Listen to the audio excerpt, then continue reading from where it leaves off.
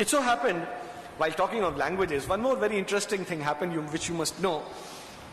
Whenever Swami would grant an interview, he had granted a lot of interviews to the students. Whenever he would like us to learn a lesson, or he would like us to understand some very important aspect of our lives, he would take that opportunity to grant an interview. So one day he took us for an interview, and what would be Swami's normal way of starting an interview? If it's a group which is Telugu speaking group, Swami would go first, make sure that the ladies go in first, then the gents follow. Then Swami would ask them to make way so that he could go and sit on his chair in the corner, turn on the light, the fan, and then close the door, and then he would sit, and the first word would be Em Samacharam, in that sweet tone of his. What is the news? If it's an English group. If it's a Hindi group, Kya khabar hai?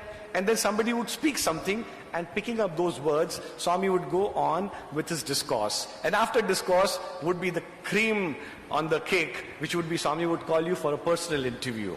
So we would know that this was Swami's way of conducting interview. So one day, we had a great opportunity that there was a whole group of Americans which Swami called. And as we know, Americans all speak English. And out of that, there was one boy, 16 or 17 years old, who had come to Puttaparthi for the first time. And they had been in Puttaparthi for almost 10 or 15 days, and it was the second interview or the first interview, I don't remember. Swami called that group. When they went in, Swami sat on his chair, and then he spoke in Telugu. Em Samacharam, Emandi, Ipuducharu. Swami spoke all those words, and then he spontaneously flew into Telugu. He started giving a discourse into Telugu. For the next 5 minutes, we were looking at Bhagwan and looking at the Americans, and looking at Bhagwan and looking at Americans. The Americans are looking at me and looking at Bhagwan, that at least you tell that we are not understanding anything. Now how can you stop Bhagwan in between when he has set his mind to speak in Telugu? Then he looked around everybody, suddenly he saw that look of confusion and those eyes changing hands and people looking here, people looking there. Suddenly Swami said, oh, I forgot. You guys only speak English. No, Americans speak English. But today discourse in Telugu. Who is going to translate? So everyone looked at me and I looked down because I did not know a word in Telugu then. Everyone looked at me thinking I'm going to translate. No, it was not me. It was not supposed to be me. And then Swami looked at that young boy who was there, 16 or 17 years old. Swami said, you translate. So he said, Swami, but I am coming. Shh, you translate. That's it. Swami was going in that superfluous Telugu of his, that poetical Telugu of his, and whatever Swami would speak, this boy would translate it into excellent English with that proper American accent. And all the people, they were, instead of enjoying the discourse, they were looking at Bhagwan, looking at the boy, looking at Bhagwan and witnessing a miracle that a child who has come for the first time from America, how does he understand Telugu so well?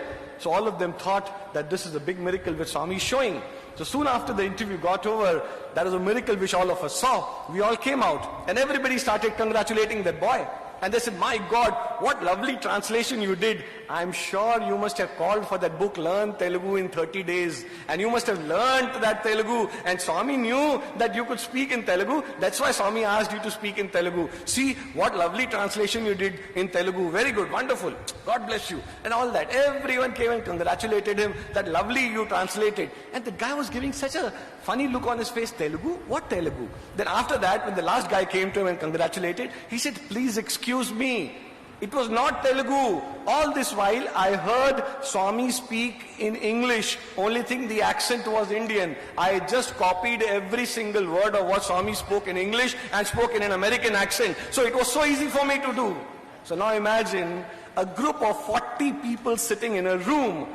To that person whom Swami says you translate, he hears it in English. Rest everybody hears in Telugu. So can language ever be a barrier? Where the hearts meet, where Bhagwan comes, he is a true winner.